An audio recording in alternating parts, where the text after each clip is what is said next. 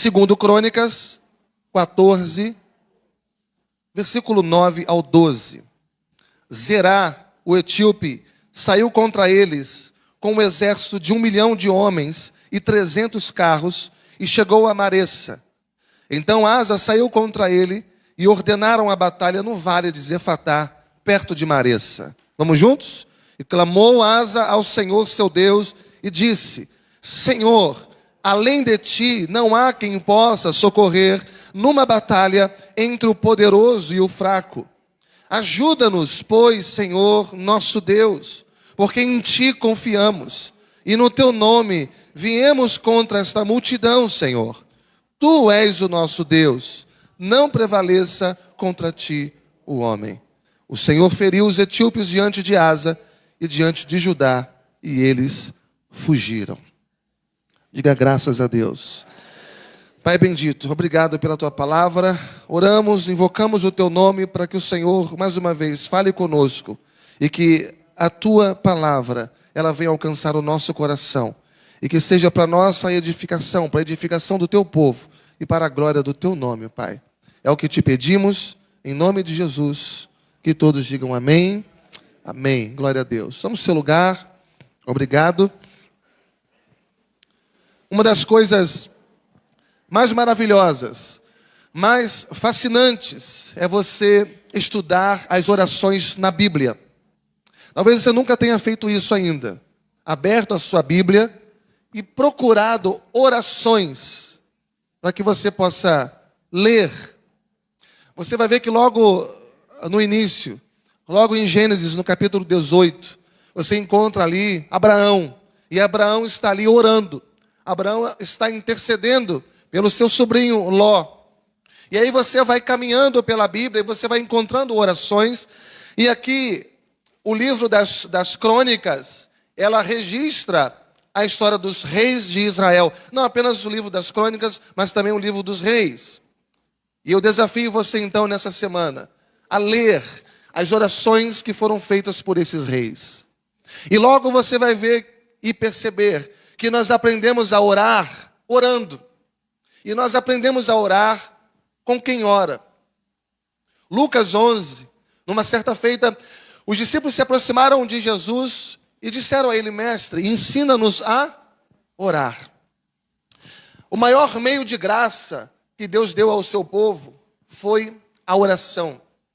E se nós orarmos, nós não fracassaremos. Se nós orarmos, nós não perderemos.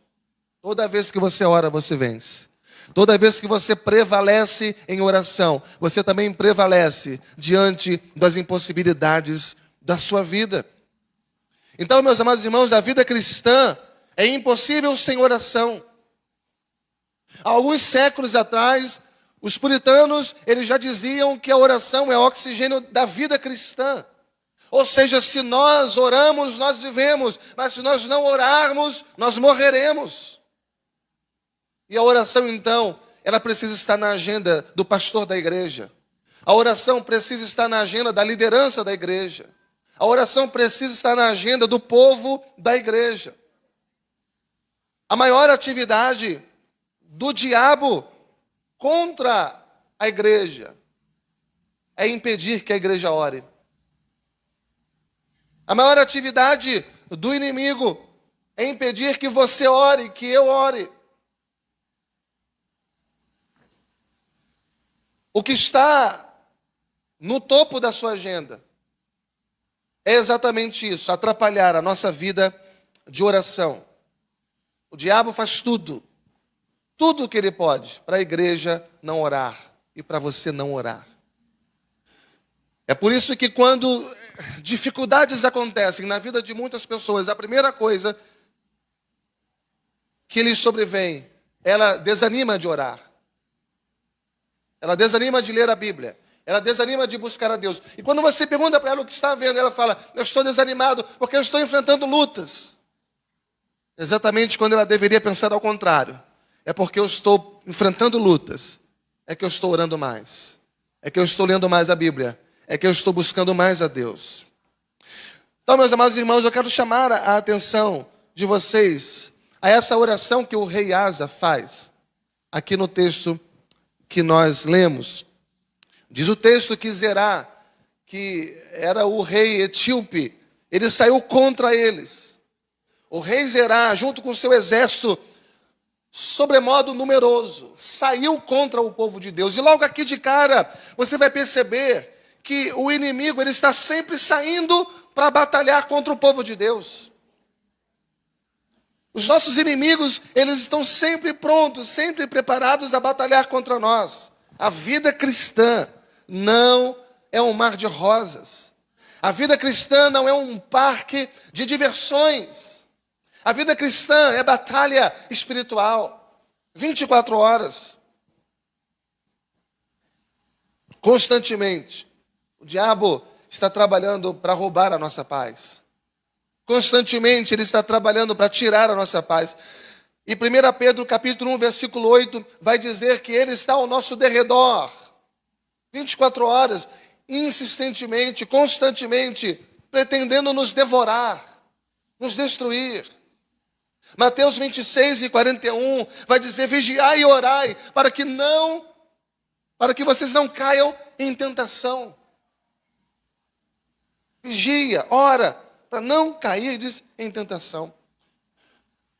Veja aqui nesse texto em que estamos, que Zerá, o etíope, ele saiu com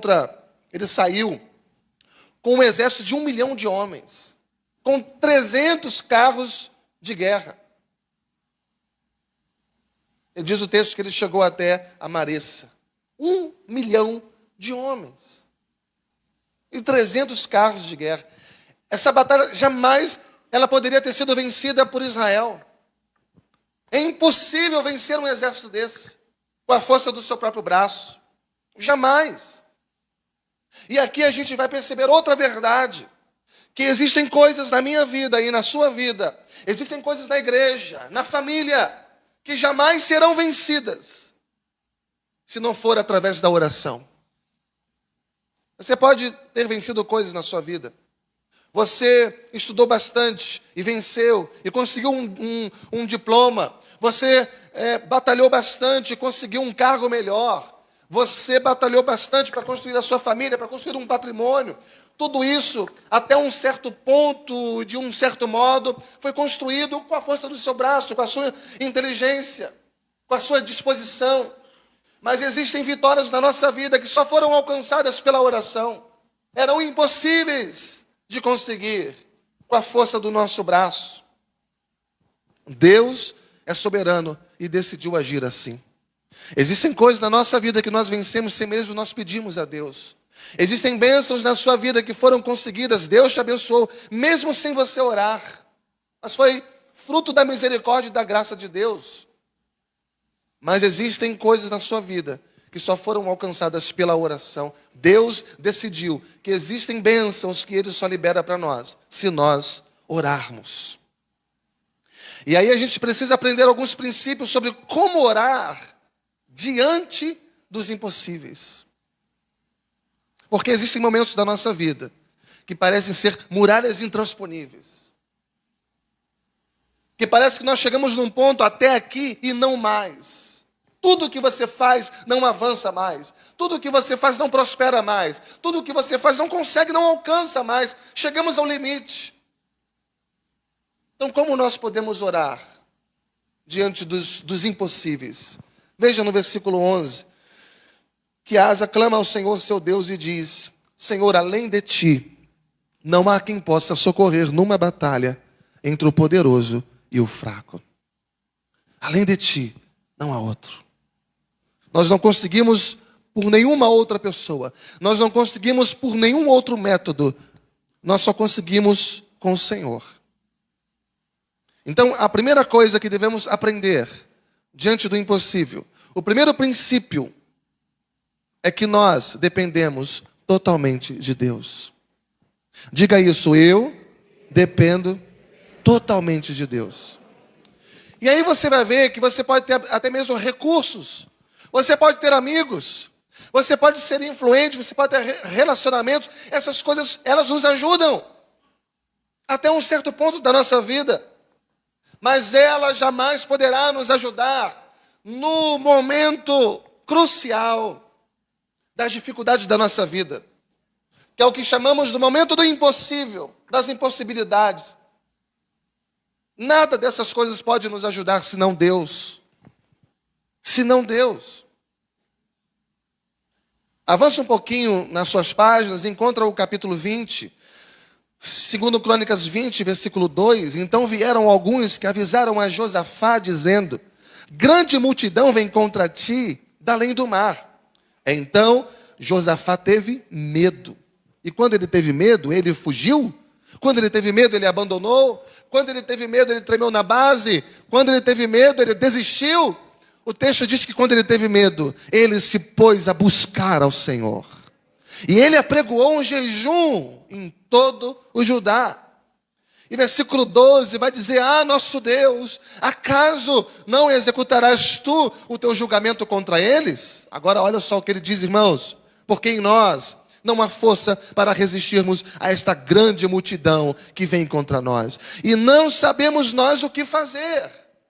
Porém, os nossos olhos estão postos em ti. No momento do impossível, na hora de enfrentar aquilo que você não pode vencer, você precisa aprender a clamar a Deus. Você precisa aprender a depender de Deus, porque só Ele pode te ajudar. E às vezes a gente fica batendo em tanta porta. A gente é povo de Deus, irmãos. A gente conhece a palavra, a gente conhece a história, a gente sabe que é só Ele, mas eu não sei o que acontece com a gente, que às vezes a gente fica dando murros em ponta de faca. Às vezes nos pegamos irreconhecíveis, porque nos desesperamos, nos abatemos facilmente. Que tipo de povo que nós somos? Que tipo de crente que nós somos? Que tipo de mentalidade cristã nós temos? Nós precisamos imediatamente identificar que não é para desesperar, não é para nos precipitar, não é para abandonar o barco, mas é para depender de Deus. É saber que só Ele pode nos ajudar. É saber que diante do impossível, na hora de enfrentar aquilo que você não pode vencer, você tem que clamar a Deus e você tem que depender de Deus, porque só Ele pode nos ajudar. E é muito bom, irmãos, é difícil, é duro, mas depois é recompensador você viver essa experiência de quando você não tem mais ninguém e descobrir que é só você e Deus. E quando você descobrir que é só você e Deus, você vai ver que era exatamente isso que bastava para você. Porque se você tem a presença de Deus, você tem tudo. Foi assim no Val de Jaboque, sabe? Foi assim com Jacó, naquele vale, porque em algum momento ele passou os filhos, ele passou o rebanho, ele passou as mulheres, e chegou no momento que ficou somente ele, e ele lutou ali sozinho com Deus, e ele disse: eu não te deixarei ir, enquanto não me abençoares.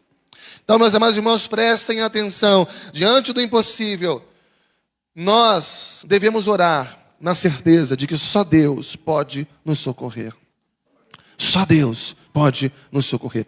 Segunda coisa que nós aprendemos aqui, e que se repete de uma forma padronizada nas orações dos livros das crônicas, é que as nossas lutas, ouça isso, as nossas lutas, elas não são nossas. As nossas lutas, elas são de Deus. A tua luta, ela não é tua, mas ela é do Senhor. E às vezes você caminha na vida achando que a luta é tua. E aí você, em algum momento, diz: olha, meu fardo está pesado demais. Em outro momento você diz: eu não suporto mais. Porque você está carregando um peso que não te pertence, ele pertence ao Senhor. Essa luta não é tua, ela é de Deus. Veja que há na mentalidade bíblica esse conceito de que eu e você somos povo de Deus. Eu e você, como povo de Deus, nós só temos lutas porque nós estamos com Deus e porque Deus está conosco. Se você não tivesse com Deus, se você estivesse no mundo entregue aos prazeres do inimigo, às vontades dele, você não estaria enfrentando certos tipos de luta que você enfrenta hoje, porque enfrenta por estar na presença de Deus. Nós só somos atacados como somos. Nós passamos pelas tentações e provações que passamos porque nós pertencemos a Deus. Porque nós somos constantemente provados. E somos aprovados. E tentados a fugir da presença de Deus. E tentados constantemente a nos insurgir contra Deus. A duvidar de Deus. A permitir que a incredulidade ocupe os nossos espaços.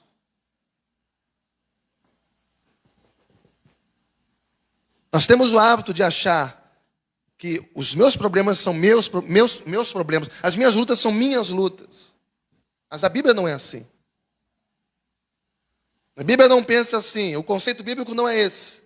Se você está passando por uma tribulação, se você está passando por uma luta, se você está passando por uma perseguição, se você é de Deus, se você faz parte dessa família de Deus, do povo de Deus, esta luta que você está passando, ela é de Deus, ela é do Senhor. Essa batalha, ela é do Senhor. Vós não tereis que pelejar, essa batalha é minha, diz o Senhor. Isaías 63, versículo 9, diz que Ele se angustia com as nossas angústias. Isaías 43 diz que Ele está conosco quando passamos pelas águas, quando passamos pelos rios, quando passamos pelo fogo. E nós precisamos aprender a orar. Quando passamos pelas dificuldades, orar e dizer: Senhor, esta luta não é só minha, mas esta luta é tua, Senhor. Me ajuda, vai à frente, porque o Senhor é vencedor invicto nas batalhas, porque o Senhor é general de guerra, porque o Senhor nunca perdeu uma batalha, porque o Senhor vai à frente abrindo o caminho, o Senhor vai à frente aterrando os vales, o Senhor vai à frente aplanando os montes. Vai à minha frente, porque essa luta é tua, Senhor. Então, irmãos, essa família que você tem, ela não é tua, ela é de Deus. É Deus quem ajunta, é Deus quem faz. Os filhos que você tem, eles são herança do Senhor. Você crê nisso? Os bens que você tem são de Deus, você é apenas mordomo do Senhor. A sua identidade, sua filiação, seus dons, seus talentos, tudo o que você tem são de Deus. Pertence a Deus. Até as suas bênçãos. A Bíblia diz que todas as bênçãos espirituais que nós temos de Deus, nós a temos em Cristo Jesus. Através de Cristo, é por meio de Cristo. Isso é tão sério, irmãos. Isso é tão sério, que quando Jesus vai converter a Paulo, Paulo era um perseguidor da igreja, que matava, que destruía o povo de Deus. E quando Jesus vai converter a Paulo, ele diz: Saulo, Saulo, por que me persegues? Ora, Paulo não perseguia Jesus, ele perseguia o seu povo. O povo de Cristo, o povo de Deus. Mas isso é tão sério, que quando se persegue a igreja, na verdade se persegue a Cristo. Perseguir a igreja é perseguir a Jesus, porque Jesus é o cabeça da igreja. Perseguir o corpo é perseguir o cabeça, é perseguir a Cristo. Então, diante do impossível, nós aprendemos esse princípio maravilhoso. Nós só dependemos de Deus. Nós precisamos entender também que nossas lutas são de Deus. Nós dependemos dele para tudo, mas entender que as nossas lutas, elas pertencem a Deus. E isso já era um princípio do Antigo Testamento. Se você observar, todos oravam baseado na aliança. E na oração que se fazia, eles oravam e diziam para Deus: tu nos fizeste seu povo. Não somos nós que nos fazemos povo de Deus, mas é Ele quem nos escolhe, é Ele que vem, Ele nos separa, Ele nos faz seu povo. E eles oravam e diziam: tu nos fizeste seu povo, ou seja, o Senhor é responsável por tudo isso aqui. Toma conta, porque se o Senhor não vier, eu não consigo. Se o Senhor não fizer, eu sou incapaz. Porque essa batalha não é minha, ela é tua. Então, irmãos, a minha causa, a tua causa, na verdade, ela é a causa de Deus. Ela é a causa de Deus. Eu espero que isso traga segurança para você hoje. Eu espero que isso traga paz ao seu coração. Porque talvez alguém possa insurgir contra nós, até nos destruir. Mas ninguém pode passar por cima do nosso Deus. E se Ele é o nosso Deus, para passar por cima de nós, tem que passar por cima dEle. E com Ele ninguém pode. E se Deus é por nós, quem será contra nós? A minha causa, a tua causa, é a causa de Deus também. Os problemas da igreja são problemas de Deus. Os nossos problemas são problemas de Deus. Os problemas da nossa família são problemas de Deus. E isso é maravilhoso. É saber que você não está sozinho. É saber que você pode urgentemente, porque já deveria ter sido feito, trocar o seu fardo pelo fardo do Senhor. O teu jugo pelo jugo dele. Como aquela mulher que carregava um feixe de milho ou de cana nos seus ombros. E ela estava na beira de uma estrada, esperando que um caminhão passasse que ajudasse a chegar até a cidade. E aí esse caminhão chega e para no ponto onde ela estava. E ela sobe naquele caminhão e continua com aquele feixe nos ombros. Em algum momento, aquele motorista para e fala: olha, senhora, a senhora já está em cima do caminhão, não precisa mais de levar esse fardo nos seus ombros. O caminhão leva. Mas ela estava com aquilo preso aos seus ombros, mesmo estando no conforto, na segurança daquele veículo, ela ainda carregava aquilo que ela não precisava mais. Jesus está com você na estrada da vida. Deixe os seus fardos sobre Ele. Deixe os seus fardos sobre Ele, porque esse fardo pertence ao Senhor. Então, princípio número 1, diante do impossível, nós dependemos só de Deus. Princípio número 2, a minha causa também é a causa de Deus. E o terceiro princípio está no texto. Nada e ninguém pode prevalecer contra Deus. É impossível para mim, sim, mas para Deus não haverá impossíveis. Em Josué, no capítulo 10, ele foi para uma batalha. Ele recebeu ordem de Deus para isso.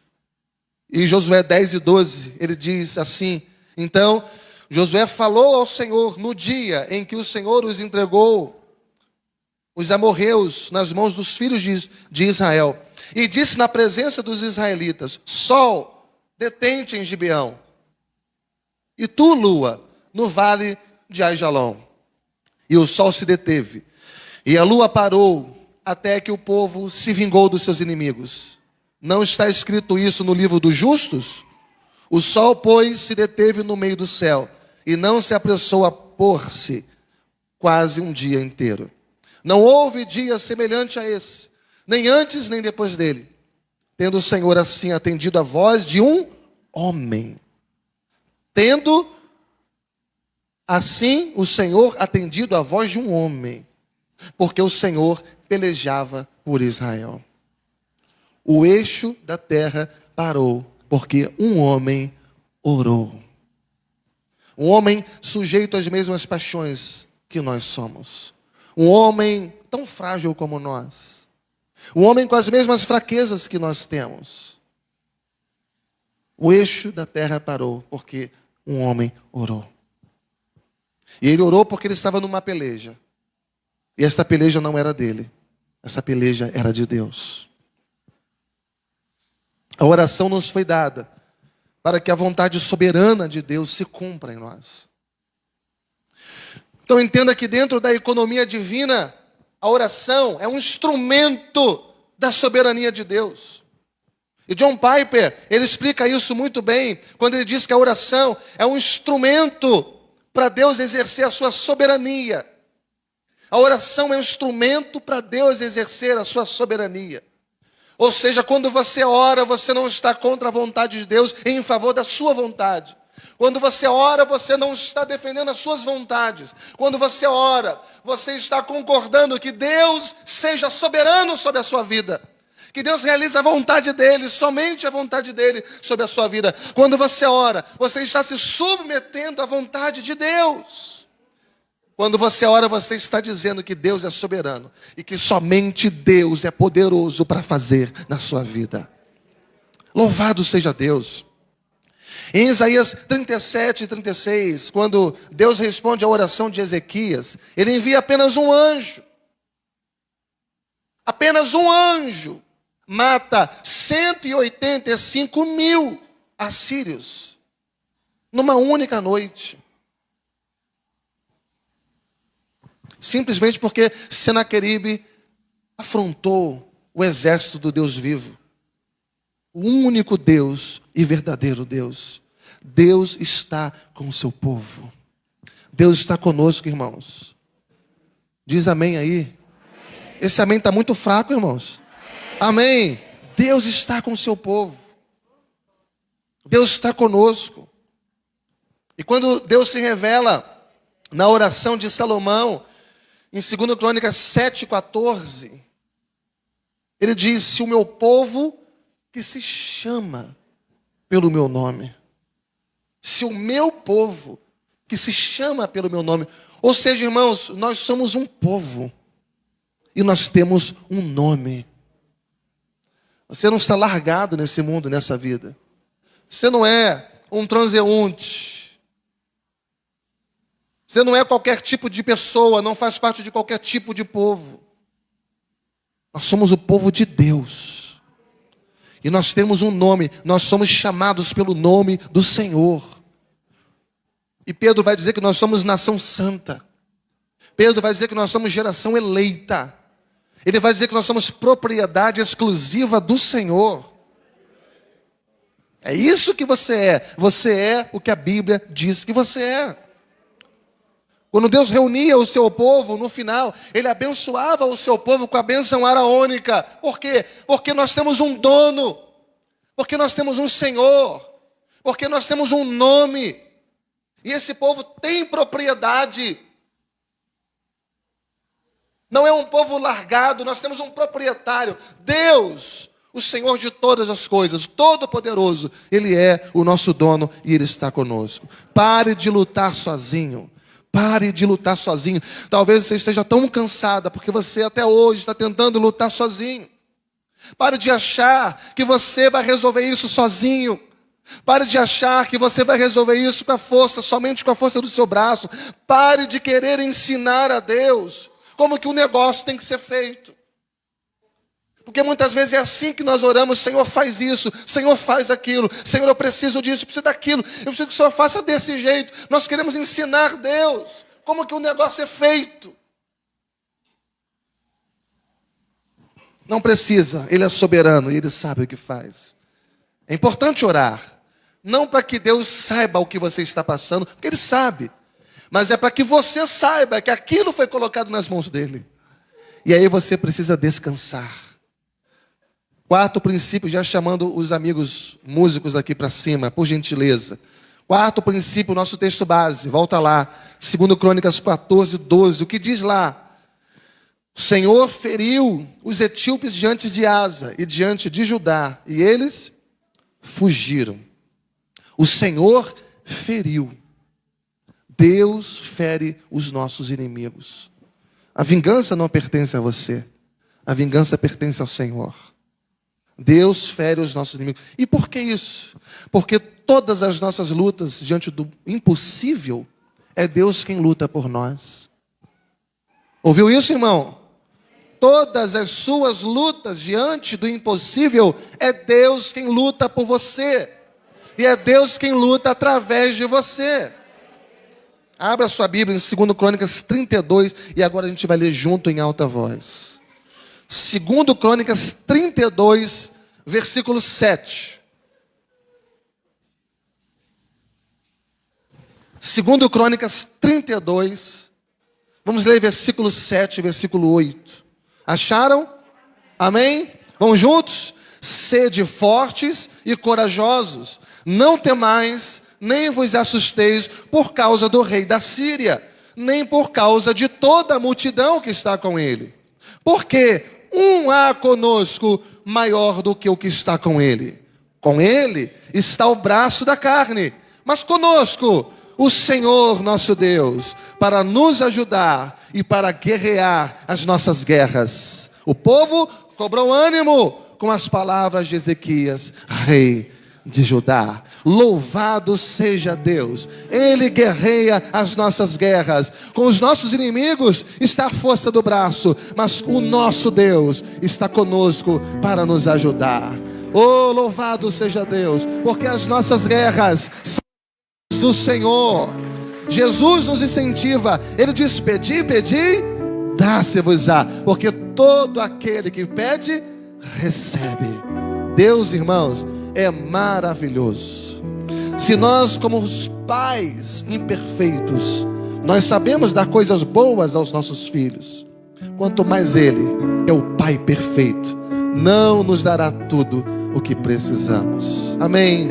Vamos colocar nossas causas impossíveis diante de Deus e dizer: Senhor, eu não sei o que fazer, mas os meus olhos estão em Ti.